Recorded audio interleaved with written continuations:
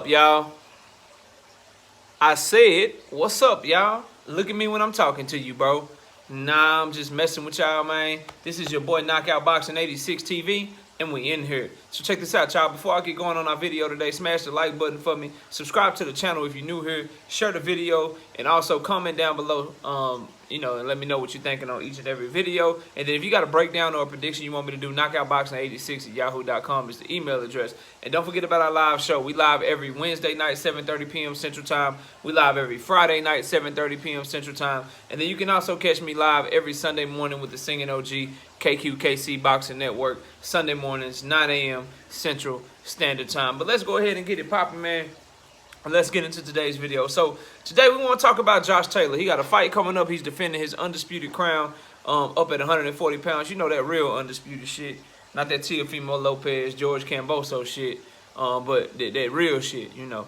That Josh Taylor, Canelo Alvarez, Clarissa Shields, Alexander Usyk, undisputed. You know, the one that we can respect here on this channel. So he's defending his undisputed crown this weekend against Jack Catterall. And it got me to thinking. I was listening in on different boxing topics, and one thing that I think that I want to talk about what's come up, because I see people stating this, and I believe irresponsibly stating this without understanding what really goes on inside that ring or in boxing in general, is that Josh Taylor's ready to challenge the elite fighters at 147 pounds. That if he moves up to 147, he immediately becomes one of the best fighters at 147 pounds. And in my opinion, that couldn't be further from the truth. Now, Josh Taylor is a pound-for-pound fighter.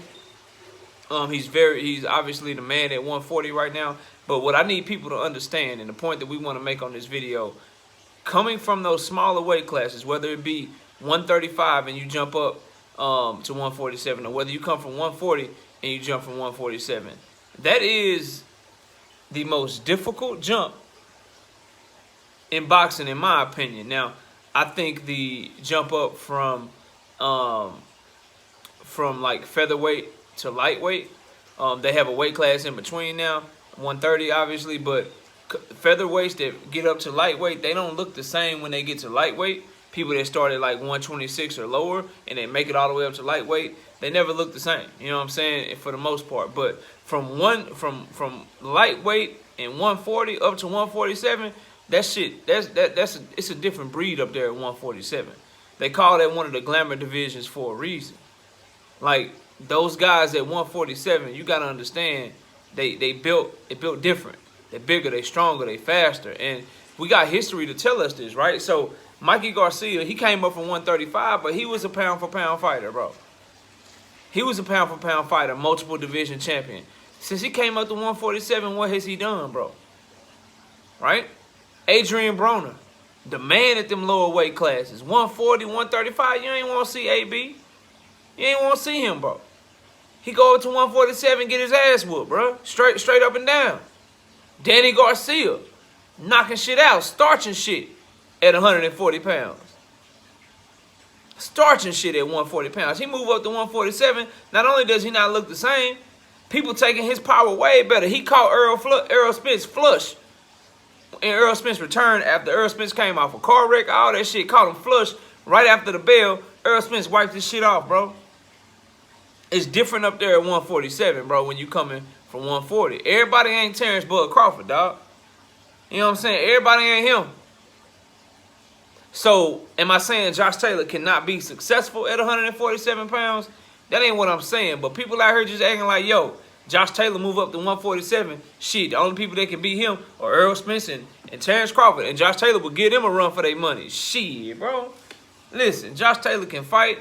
He's a versatile fighter. He can fight on the inside. He can fight on the outside. He seemed to have a lot of grit and a lot of dog. But them dudes at 147, they're going to take his power better. They're going to be naturally stronger than him. And let me tell you this. It ain't just Errol Spence and Terrence Crawford he would have to worry about, you know, losing to. I think right now, I'd be willing to reasonably say that Josh Taylor, I'd consider him maybe a top 10 to top 15 welterweight if he moved up. And that's respectful to me. But one of the best, one of the top 3, top 5, hell no, bro. Josh Taylor, in my opinion, I'm going off the dome right now. Errol Spence could get him. Terrence Crawford could get him. I believe Butayev will get him. I believe Stanionis can get him. Conor Ben will give him all types of trouble. Virgil Ortiz. Jerron Boots Ennis, of course. That's 7 right there, bro. So I think about top 10, like, yeah, that's about right. But he got problem with some fringe contenders. I like him, you know what I'm saying? If I had to pick like somebody that you would consider a top dog right now because he a champion, that Josh Taylor could possibly beat if he moved up to 147, the best shot I would give him, and this ain't a for show shot, the best shot I would give him is Yordenis Ugas. Because Yordenis Ugas ain't a big puncher. And he like to box, and he a stationary fighter who likes to counterpunch you and just be a little bit out of distance, and then boom, you know, use that Cuban boxing style to counter you and box you behind his jab and shit like that. Josh Taylor could probably deal with that shit a lot better, but the creativity and offensive explosion of Crawford and the way he finished once he gets you buzzed to hurt, shit, bro, I don't know. I don't know. Like, we got to keep in mind, Josh Taylor, great down in 140, he the man, but we talking about somebody that went the distance with Jose Ramirez, somebody that went the distance with Baranchek, somebody that went the distance with a lot of fighters that I know Errol Spence, like Baranchek and Jose Ramirez alone. What y'all think guys like Errol Spence, guys like Terrence Crawford, Stanionis, Butayev, Virgil Ortiz, Jerron, what y'all think they would do to those dudes, bro? Like, let's just keep it a buck. Like, I don't believe in triangle theory, but I believe in strength, bro. I believe in height, okay? I believe in speed. I believe in power. And it's different up there at 147. The shit that you hurting dudes with at 140, dudes at 147, that ain't nothing but a little thump to them, dog. So, while I'm excited to see Josh Taylor fight this weekend, while I think he the man at 140, because he, you know, of who he's fought and what he's done, you know, 147 a different animal. And let's keep it all the way real. Like, I'm on record and I'm gonna stand by this, man. Shit, Josh Taylor, Gary Antoine Russell is a problem, right? Regis Prograis already, like, Josh Taylor barely won that fight. So if you think Regis Prograis can have that type of success, and then Josh Taylor just gonna move up to 147 and be one of the top dogs, no disrespect to Regis, but shit, he ain't Terrence Crawford. He ain't Errol Spence. Shit, what, like Regis versus Butayev, Regis versus Stanionis. Like, shit, bro, man, it's shark infested waters up there at 147, bro. That shit different. Now, I do agree Josh Taylor's a big 140-pound fighter. He could be stronger at 147. You know, he could possibly be faster, have better stamina because he's not cutting as much weight to make 147. But when you move up in weight, a lot of your advantages, they go away. So until I see Josh Taylor move up in weight and be successful, I'm willing to say that because of his skill level, man, I give him top 10, top 15 if he move up to 147. But I can't give him one of the best just yet. Not at 147. I believe in his skill, though. I say he top 10 right now at 147. I believe that. But at 140, I think he's the man. And that's what people got to understand. Like, being the man and me thinking that you can beat everybody at 140 pounds, those are two totally different things.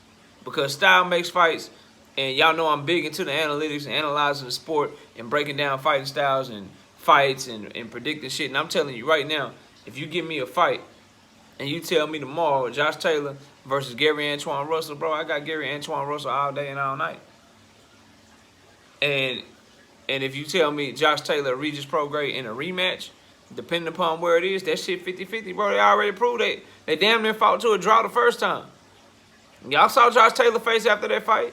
So it's already guys that's giving him smoke at 140. I think people misconstrue that because he got all the belts that he just dominated every fighter he been in the ring with, or his skill set is so elite that dudes just can't see him. I don't see that. I see a very good fighter that has the potential to be great. I see somebody that could potentially move up to 147 and possibly be a champion, but guaranteeing and talking as if he one of the best already and he ain't stepped foot in that water yet, you're going to have to show me, dog. Josh Taylor gonna have to show me up there at 147. Straight up and down, man. But that's all I got on it, man. I just wanted to talk about that a little bit because I've been hearing people say that a lot, and we just got to go look at history, man. History tells you that jump is difficult. You got guys like I mentioned, Adrian Broner, Danny Garcia, Mikey Garcia that came up to 147 from the smaller weight classes. That shit ain't paying out well. Some of those guys is 4-division champions. Some of those guys was top 5 pound-for-pound fighters. Then they hit 147 and they see shit ain't sweet. Shit a little bit different up there. You understand what I'm saying? But that's all I got, man. You know what I'm saying? Let me know what y'all think of the whole topic down in the comment section. We'll be covering Josh Taylor on tonight's live stream as well. We'll be talking about his upcoming fight, breaking it down and predicting that as well. So y'all be sure to tune in tonight, live at 7:30 p.m. Central Time. I'll also be live at 9 a.m. Central Time Sunday morning with the Singing OG KQKC Boxing Network. We're going to be breaking down everything that happened on the fight cards this weekend. So y'all, man, it's a lot of good boxing, bro. A lot of good boxing coming up. So y'all be sure to tune in. But y'all enjoy the rest of y'all day, man. If you don't do nothing else, watch boxing. Follow me on Twitter at KOBoxing86TV. I appreciate y'all watching. Enjoy the rest of your day. And with that, we out of here. Peace, y'all.